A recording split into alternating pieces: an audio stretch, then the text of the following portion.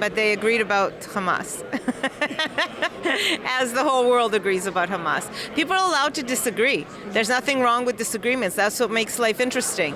But you don't have to kill each other over disagreements. Well, what they really disagreed about was global warming and whether or not man and woman are responsible for quite a bit of it. If you're worried about democracy around the world, if you're worried about security, then investing in the security of Ukraine is the most cost-efficient thing you can possibly do. Both of them come from very strong conservative backgrounds, and still they disagree on things. But that tells you that Conservative Party is a big tent party. Alexandra for Urban News. Today it's April 10, and it is the first day of the Canada Strong and Free Network Conference 2024 here in Ottawa. We are currently at the Westin, and this conference started pretty big with two former prime ministers, the one from UK, Boris Johnson, and the one from Australia, Tony Abbott. They delivered speeches about the war in Ukraine, the war that is currently ongoing in Israel between them and Hamas. And they also talked about the net zero emission goal and, of course, the freedom of speech and expression.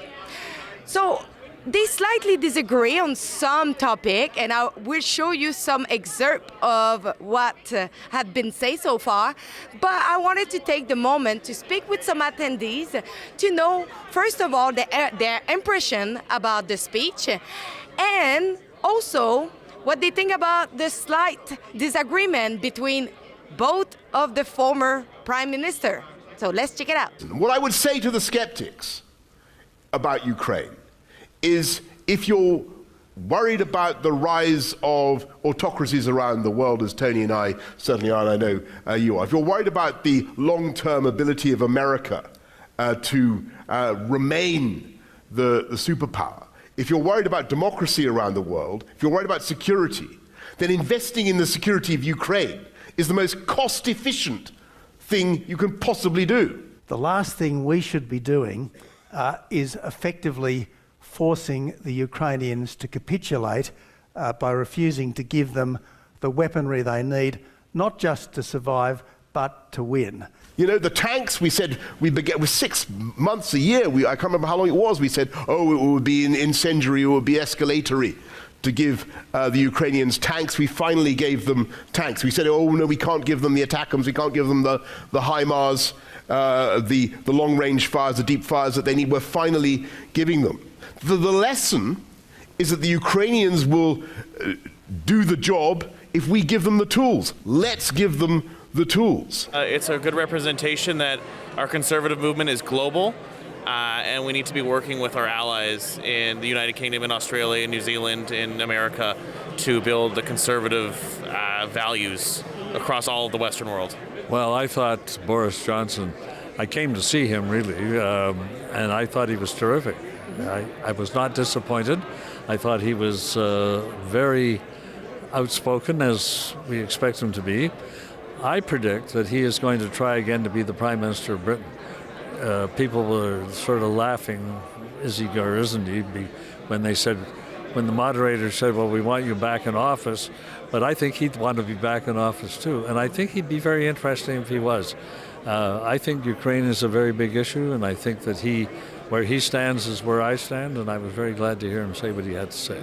So as a Canadian Israeli, I was very happy to hear their opinions on Hamas and on the fact that the world needs to wake up to the evil and it needs to be shut down as soon as possible. And I'm very proud to be a conservative, and I hope that the rest of the country will understand what the conservatives have understood, is that we need to shut down Hamas and stop the war and get them out of there, out of the Middle East, and get back to regular lives. It was wonderful. And most of the things, I would say like 99%, I was in agreement with them, especially the things they talk about the Gaza situation in Gaza. To the other big issue of war and peace, which is, of course, what's happening in Israel and what's happening in Gaza. Today, I hear the news that the ceasefire, which everybody has been trying to create and shape together, has been rejected by Hamas. I haven't heard anyone denouncing Hamas for rejecting the ceasefire or pressing them to do so. So it does appear from where we sit here, at least where I sit, that the people who are agitating in the streets for a ceasefire would like one from Israel without one from Hamas.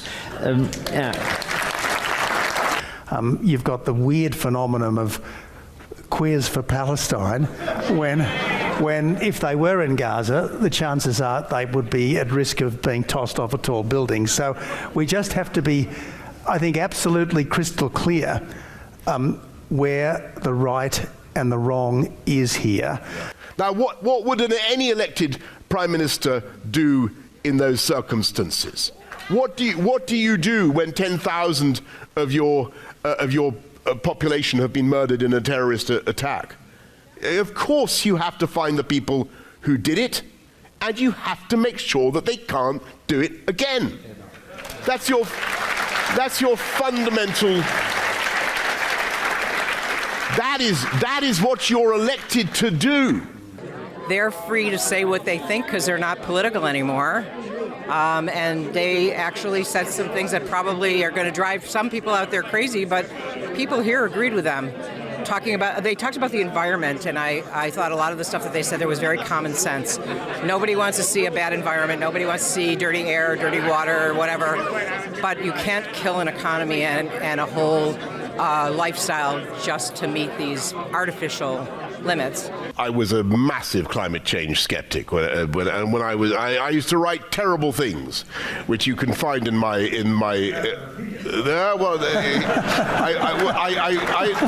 I used to say.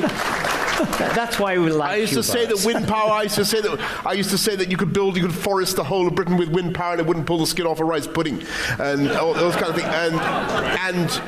Last time I was in Ottawa, it was minus 15 degrees, and I thought maybe turning the temperature up a couple of degrees wouldn't be a bad thing. I think. Did you ask the scientists how they explained the ice ages and how they explained? I did. I tried all that. But seriously. No. I said, what about the medieval warming period? And the Roman warm period. England and the mini ice age. I think that it's a reflection that we can disagree agreeably and we can have fun, spirited debate without being offended, like the left, and being canceled.